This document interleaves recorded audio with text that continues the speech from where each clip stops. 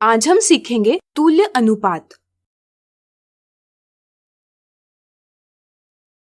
राहुल के पास 18 लाल कंचे हैं और 30 हरे कंचे हैं। यहाँ हरे कंचों की संख्या अधिक है।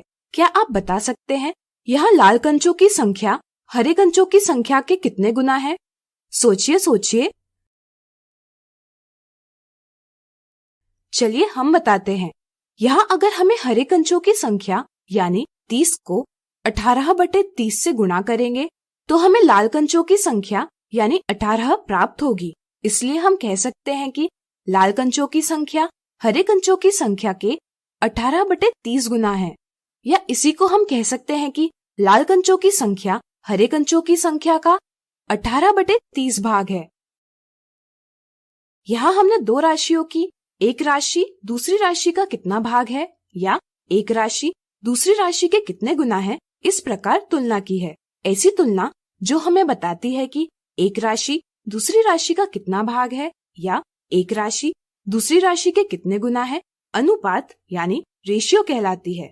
अनुपात हम इस संकेत से व्यक्त करते हैं।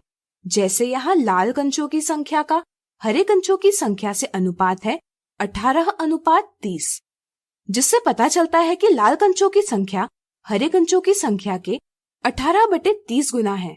इसी तुलना को हम उल्टा करके भी बता सकते हैं। जैसे यहाँ हरे कंचों की संख्या लाल कंचों की संख्या को 30/18 से गुना करने पर प्राप्त होती है। इसलिए हम कह सकते हैं कि हरे कंचों की संख्या लाल कंचों की संख्या के 30/18 गुना है, यानी कि हरे कंचों की संख्या का लाल कंचों की संख्या से अनुपात है 30:18। इन दोनों अनुपातों को देखकर अब आप समझ ही गए होंगे कि अनुपात में क्रम बहुत जरूरी है। किसी भी अनुपात को सरलतम रूप में व्यक्त किया जा सकता है। यह करने के लिए हम अनुपात को भिन्न के रूप में व्यक्त करते हैं। जैसे यहाँ 18:30 को 18/30 के रूप में व्यक्त करेंगे। फिर हम अंश और हर के मस यानी HCF से अंश और हर दोनों को विभाजित करेंगे। यहाँ 18 और 30 का मस है 6। 18 और 30 दोनों को 6 से विभाजित करने पर 18/30 का सरलतम रूप प्राप्त होगा 3/5। फिर हम इसे अनुपात में व्यक्त करते हैं। जैसे 3/5 को हम अनुपात के रूप में 3:5 इस प्रकार व्यक्त करते हैं। 3:5 यह अनुपात 18:30 इस अनुपात का सरलतम रूप है। यहाँ एक और महत्वपूर्ण बात सामने आती है। अनुपात 18 से 30 और 3 से 5 दोनों का मान बराबर है। इस तरह से किन्हीं भी दो अनुपातों का मान बराबर होगा तो यह तुल्य अनुपात यानी इक्विवेलेंट रेशियो कहते हैं। सोचिए, क्या 18:30 का एक ही तुल्य अनुपात है? सोचिए सोचिए। चलिए हम बताते हैं। यदि हम 18:30 को भिन्न के रूप में व्यक्त कर इसके अंश 18 और हर 30 दोनों को 2 से विभाजित करते हैं तो हमें भिन्न प्राप्त होगी 9/15, जिसे अनुपात में 9:15 इस प्रकार व्यक्त किया जा सकता है। चूँकि अंश और हर दोनों को समान संख्या से विभाजित किया जा सकता है, इसलिए 9:15 का मान 18/30 के बराबर ही होगा।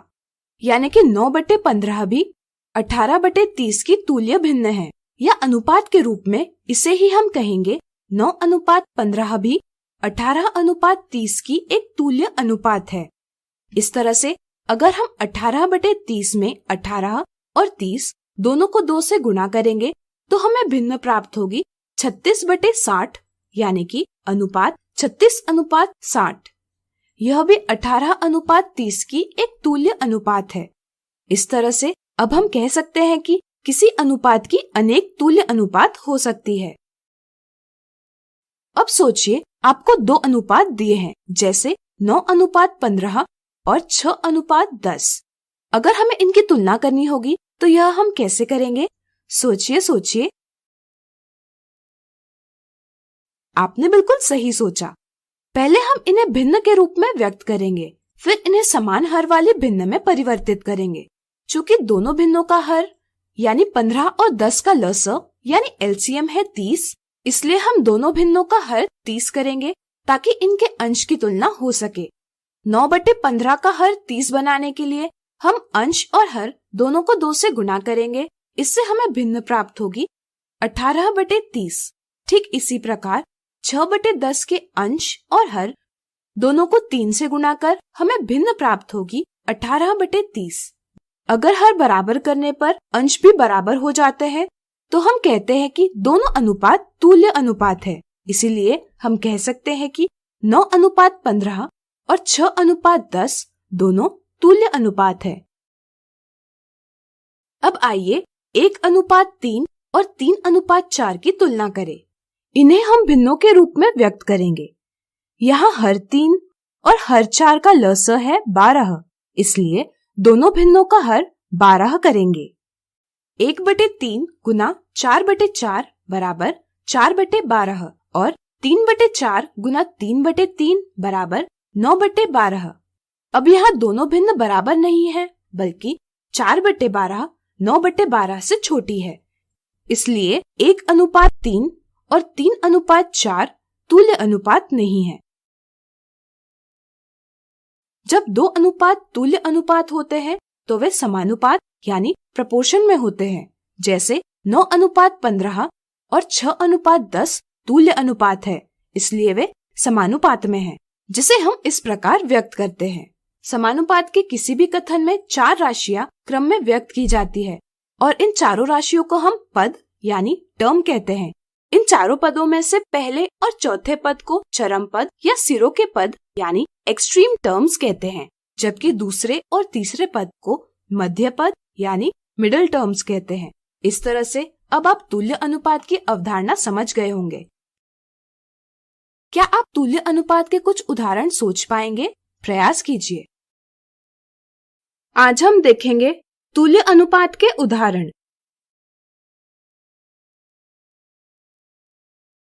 किसी स्कूल के 7वीं कक्षा के पिछले और इस वर्ष के परिणाम निम्न सारणी में दर्शाए गए हैं। ज्ञात कीजिए कि किस वर्ष 7वीं कक्षा का प्रदर्शन बेहतर था। वीडियो रोककर विचार करें, इस सवाल को कैसे हल किया जा सकता है। चलिए हम बताते हैं। इसे पता करने के लिए पहले हम पिछले वर्ष के उत्तीर्ण छात्रों की संख्या का अनुत्तीर्ण छात्रों की संख्या से अनुपात लेंगे, जो है 54:6। फिर हम इस वर्ष के उत्तीर्ण छात्रों की संख्या का अनुत्तीर्ण छात्रों की संख्या से अनुपात लेंगे, जो है 63:7, और फिर इन दोनों अनुपात की तुलना करेंगे। क्या आप बता सकते हैं हम इनकी तुलना कैसे करेंगे? सोचिए। बिल्कुल सही।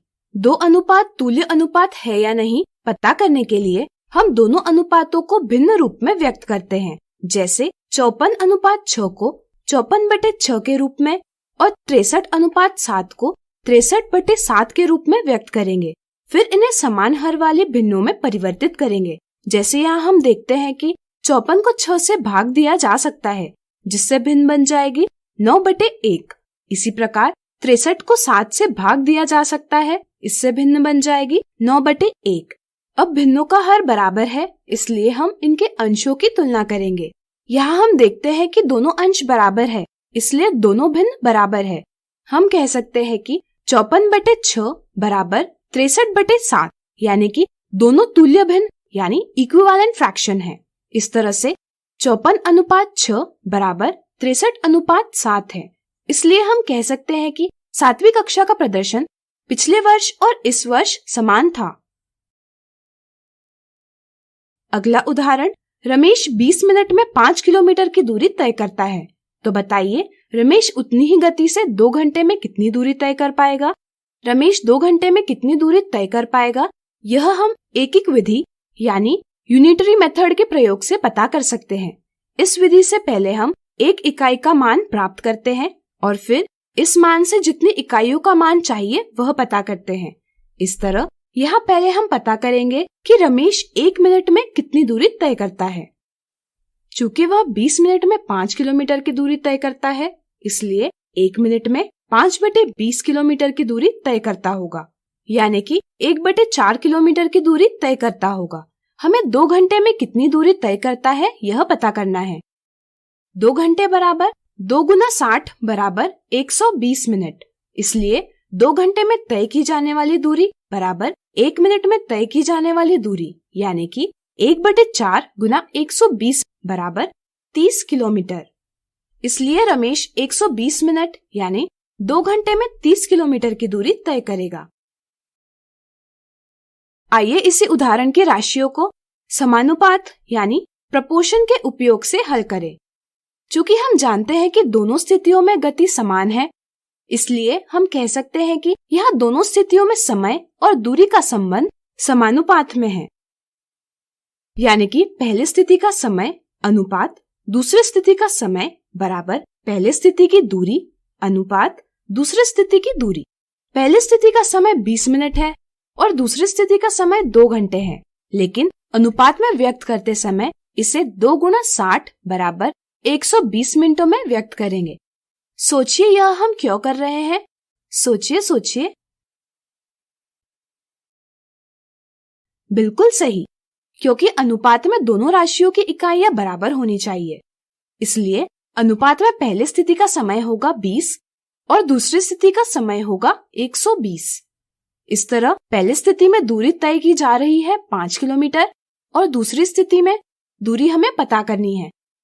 जैसा कि आप जानते होंगे कि अनुपात को हम भिन्न के रूप में व्यक्त करते हैं, जैसे 20:120 को 20/120 के रूप में व्यक्त करेंगे और 5 किलोमीटर अनुपात दूसरी स्थिति की दूरी को 5 किलोमीटर बटे दूसरे स्थिति की दूरी इस प्रकार व्यक्त करेंगे। अब हम दूसरी स्थिति की दूरी प्राप्त करने के लिए हल करेंगे। इसे हल करने के लिए हम दोनों पक्ष में भिन्न का व्युत्क्रम यानी इनवर्स लेंगे। किसी भी भिन्न का व्युत्क्रम अंश और हर को एक दूसरे से बदलकर प्राप्त किया जाता है। इसे ही हम इस प्रकार भी लिख सकते हैं। अब हम दोनों पक्षों में 5 से गुना करेंगे, या इसी को हम कह सकते हैं कि बाएं पक्ष में 5 विभाजन में है, इसे हम दाएं पक्ष में ले जाएं तो यह गुणन में व्यक्त किया जाएगा। इस तरह से दूसरी स्थिति की दूरी बराबर 30 किलोमीटर है।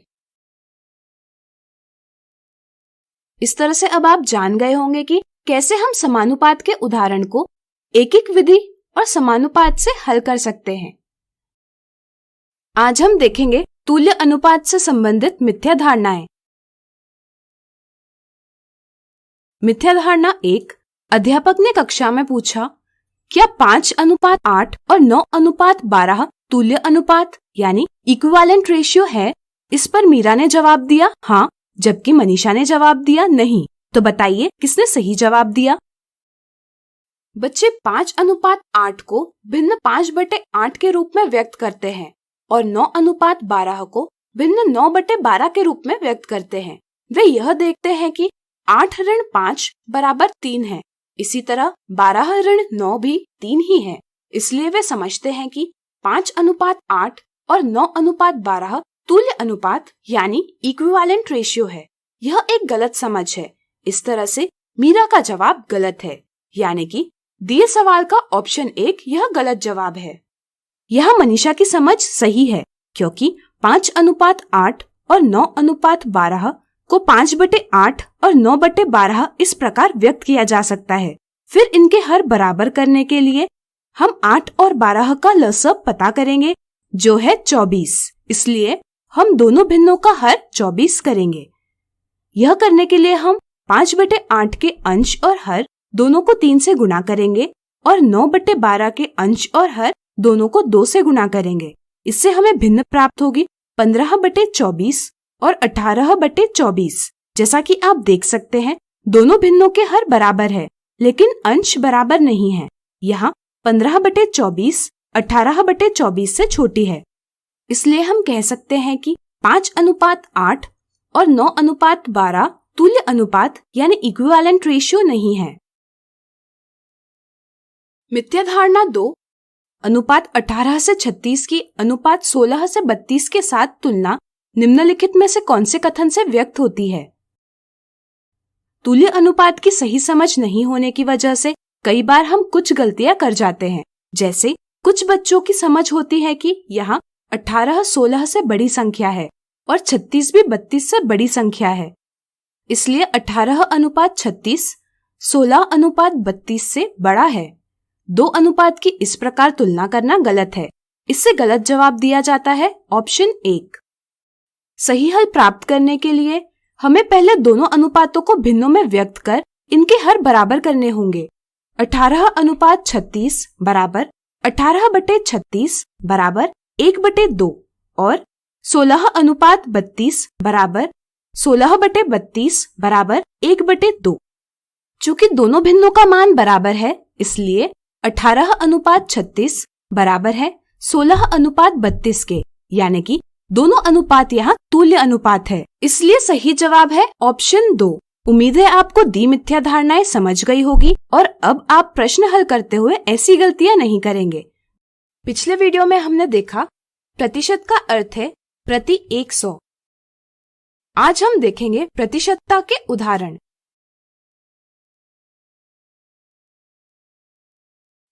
किसी कक्षा में विद्यार्थियों की संख्या 40 है, जिसमें से 12 बच्चे आज कक्षा में अनुपस्थित है।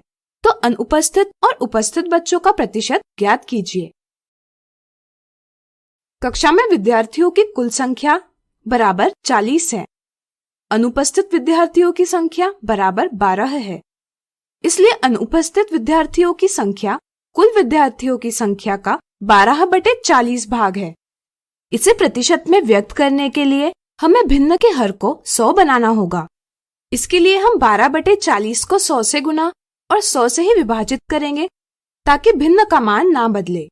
12/40 बराबर 12/40 गुना 100/100 बराबर 12/40 गुना 100% बराबर 12 गुना 100/40% बराबर 1200/40% बराबर 30%। इसलिए आज कक्षा में 30% विद्यार्थी अनुपस्थित हैं। उपस्थित विद्यार्थियों की संख्या बराबर विद्यार्थियों की कुल संख्या ऋण अनुपस्थित विद्यार्थियों की संख्या बराबर 40 ऋण 12 बराबर 28। इसलिए उपस्थित विद्यार्थियों की संख्या कुल विद्यार्थियों की संख्या का 28/40 भाग है। आइए इसे प्रतिशत में व्यक्त करें। 28/40 बराबर 28/40 गुना 100/100 बराबर 28/40 गुना 100% बराबर 28 गुना 100/40% बराबर 2800/40% बराबर 70%। हम उपस्थित विद्यार्थियों की संख्या का प्रतिशत एक और तरीके से पता कर सकते हैं। सोचिए वह क्या होगा। सोचिए। चलिए हम बताते हैं। में विद्यार्थियों की कुल संख्या बराबर 40 है। चूंकि यह पूर्ण भाग को व्यक्त करती है, इसलिए हम इसे 100% मान सकते हैं। चूंकि हमने अनुपस्थित विद्यार्थियों का प्रतिशत प्राप्त किया है 30%, इसलिए हम कह सकते हैं कि उपस्थित विद्यार्थियों की संख्या का प्रतिशत बराबर 100% ऋण 30% बराबर 70%। अगला उदाहरण, स्कूल के किसी उत्सव के लिए 250 आइसक्रीम मंगवाए गए। यदि इनमें 20% वैनिला आइसक्रीम होंगे तो वैनिला आइसक्रीम की संख्या ज्ञात कीजिए। यह 250 में से 20% वैनिला आइसक्रीम है, यानी कि 250 का 20% भाग वैनिला आइसक्रीम है। किसी संख्या y का x% बराबर x% गुना y होता है। इस तरह से वैनिला आइसक्रीम की संख्या बराबर 20% गुना 250, क्योंकि 250 का 20% बराबर है 20% गुना 250। चूंकि प्रतिशत बराबर है 1/100 के, इसलिए वैनिला आइसक्रीम की संख्या बराबर 20/100 गुना 250 बराबर 50 है, यानी कि 250 आइसक्रीम में से 50 वैनिला आइसक्रीम है। अगला उदाहरण, अजय ने किसी प्रतियोगिता परीक्षा में 800 में से 552 अंक प्राप्त किए। पता कीजिए उसे कितने प्रतिशत अंक मिले। यदि उसी परीक्षा में उसके दोस्त रमन को 84% प्राप्त होंगे तो ज्ञात कीजिए परीक्षा में उसे 800 में से कितने अंक प्राप्त हुए होंगे। इस उदाहरण से पता चलता है कि अजय को प्रतियोगिता परीक्षा में प्राप्त अंक बराबर 592/800। यह 800 परीक्षा के कुल अंक है, जिसमें से अजय को 592 अंक प्राप्त हुए हैं। आइए प्राप्त अंक को प्रतिशत में व्यक्त करें। 592/800 बराबर 592/800 गुना 100/100, यहाँ हम 1/100 को प्रतिशत में व्यक्त कर सकते हैं। इस तरह से 592/800 गुना 100% बराबर 592/8% बराबर 74%। इसलिए अजय को परीक्षा में 74% प्राप्त हुए। अब आइए पता करते हैं रमन को कितने अंक मिले। चूंकि परीक्षा में रमन को कुल 800 के 84% अंक प्राप्त हुए हैं, इसलिए रमन को प्राप्त अंक बराबर 84% गुणा 800।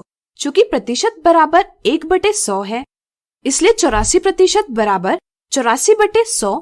इसलिए हम लिख सकते हैं रमन को प्राप्त अंक बराबर 84/100 गुणा 800 बराबर 84 गुणा 8 बराबर 672। इसलिए रमन को परीक्षा में 800 में से 672 अंक प्राप्त हुए। आज हम सीखेंगे प्रतिशतता।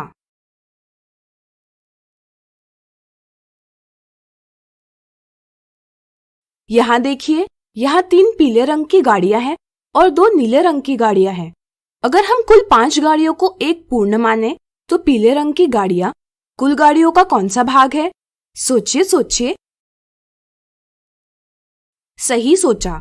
पीले रंग की गाड़ियां कुल 5 गाड़ियों में से 3 हैं, इसलिए इनका भाग है 3/5।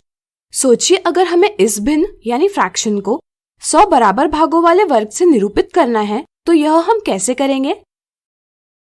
हम 3/5 की तुल्य भिन्न प्राप्त करेंगे जिसका हर 100 हो।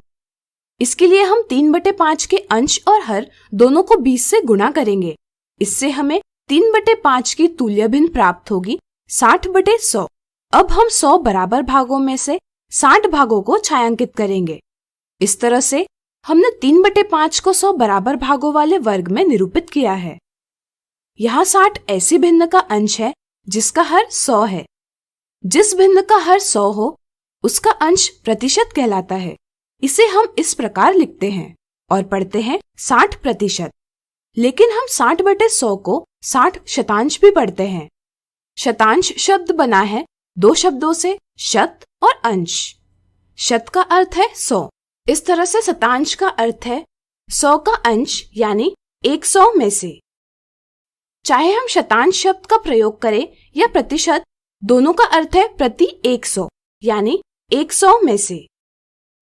इस तरह से 60 शतांश या 60% का अर्थ है 100 में से 60।